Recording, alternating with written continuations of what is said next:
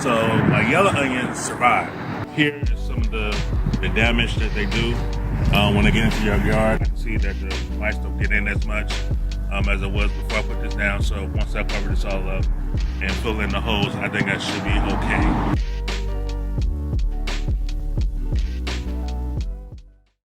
Hello everyone, welcome to another episode of Nate's DIY Backyard Gardening. Today we're going to talk about when things go wrong in the garden and what you need to do. Before we get started, make sure you hit that subscribe button so we can get our viewership up. Let's get started. So right now we're going to talk about what happened with my onions. I got some onions a few weeks ago, and when I got them, it started to rain for about a week or so. So I didn't store them properly in the house. So when I got them out into the garden family, they started to die off. So what I had to do was go buy some more onions and then plant them in the garden. So right now, if you look at the garden right now, my red onions are the ones that died off the most. So I had to go buy some more red onions, and then I replanted those. What you see right now is what's been replanted. Hopefully we'll have a picture showing right now, showing what the garden, or what the onions, the old onions look like before I did the replanting. But so sometimes when you don't store stuff properly, or you don't get them out into the garden in time, things happen, and you have to adjust to what happened. So the next thing that happened was when I was getting ready to repair my beds, this bed right here was more damaged than what I thought.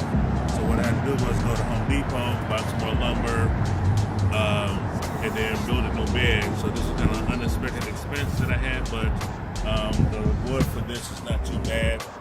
So I was able to do a new bed with fairly ease, and everything turned out pretty well. Over here are my yellow onions. So my yellow onions survived. So I was able to get them out to the garden in time, and for the most part they have taken root and they're starting to grow, as you can see right here. So the difference was my yellow onions I left bundled and had the roots soaking in water, and then my red onions I unbundled them and separated them out and had them soaking in water. So when I unbundled them, for some reason that didn't work as well as keeping them bundled. So that's kind of a lesson I'll learn for next time about onions. So the yellow onions are surviving, are doing pretty well, and I expect them to take off for the next few weeks, because the next week it's supposed to be cool here in Kansas City area, and these are the type of things that do well in cool weather. So the next thing we're going to talk about is when you have vermint in your garden. So we'll walk over here. So I've been having field mice, or voles, what they call them, in my garden for the last year or so. So here is some of the damage that they do when they get into your yard. They'll dig underneath your fence and under your beds, and they'll come up and eat your roots and your vegetables from underneath the ground. What I had to do was I did some research, and I found something called Momax, which has spread across here and in the tunnels. Momax, the ingredient that drives away the field mice and the moles, is castor oil. The Momax I got is about 10%, the granules that I got, and there's another one online you can buy that has where the castor oil is 20%. So I'm just showing you this right here so you can see what the damage looks like when they get in. After this video, I'll collapse the tunnels and all that stuff, fill it back in. I already got the granules down, so the granules are actually in the tunnelway. I'll fill in these holes and stuff right here, and then put more granule on the top, so you can see how much damage that they did. So that's some of the things that you deal with when you're dealing with things. And the reason why the voles got into my garden, I let the grass grow up real high around my fencing right here that I got up. And the reason I let the grass grow up high is because I had rabbit issues. So with the grass up high, the rabbits couldn't get in underneath the fence into my garden. But with the grass up high, the voles and the field mice use that as cover to get into my garden.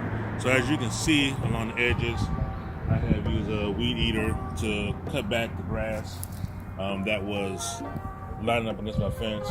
And then in a nutshell, the rabbits are easier to deal with than the field mice. So this Momax is doing very well. I can see that the mice don't get in as much as it was before I put this down. So once I cover this all up and fill in the holes, I think that should be okay. You know, every year there's always going to be something different in your garden that you're going to deal with.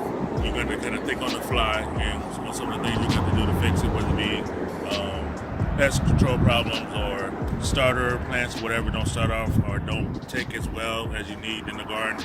So you have to adjust on the fly and see what things are, see what happened and see what you need to do with it. So like I say, every year I learn something new, and we do gardening, so that's one of the great aspects of gardening, just learning different stuff.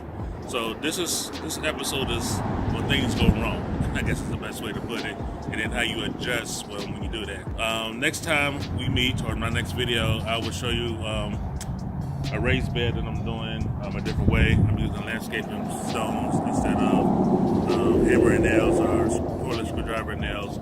I think this is better for my garden. I think it's also better for also pest control, because I'm putting cardboard at the bottom of it, and that seems to be works a lot better than my landscape fabric that I was using. So that'll probably be my next video, and then I'm gonna do another video on how to prepare potatoes to plant, because I need to get my potatoes in my bucket pretty soon. But until next time, I hope everybody's enjoying my videos. I ask again that you please subscribe to my channel. If you have any questions, leave them in the comment section, and I'll make sure I answer them. Thank you.